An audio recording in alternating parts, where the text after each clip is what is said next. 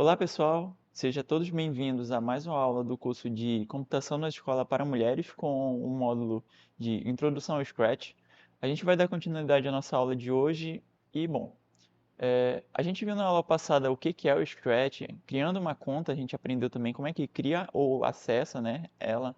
A gente viu a interface do Scratch, um pouco sobre, e na aula de hoje a gente vai ver um pouco sobre os disparos de execução e os blocos de entrada e saída de dados.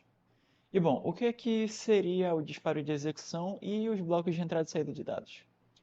O bloco de execução, a gente tem dois exemplos de blocos, como vocês podem ver, que é o quando a bandeira for clicado e quando este ator for clicado.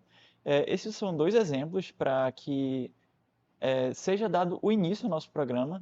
No caso, quando a bandeira for clicada é mais para quando você quer rodar desde o início até o final do programa. E quando este ator for clicado, é como se você quisesse um evento específico, que durante o programa fosse feito, ativado através desse comando, tipo quando o ator fosse clicado. A gente vai ver mais a fundo, assim, daqui a pouco na nossa aula prática, então bora passar para ver um pouco sobre o que é blocos de entrada e saída de dados.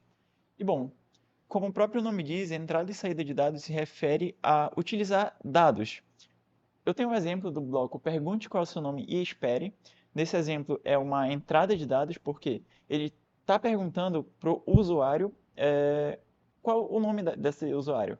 E ele vai digitar, e esse dado digitado, essa informação, vai ser enviada para o nosso programa. Então, aí que está a entrada de dados. É alguma informação que veio do mundo físico, podendo ser informações que o usuário próprio digita, ou informações como temperatura, essas coisas, tudo podem ser vistas como uma entrada de dados. E a saída de dados.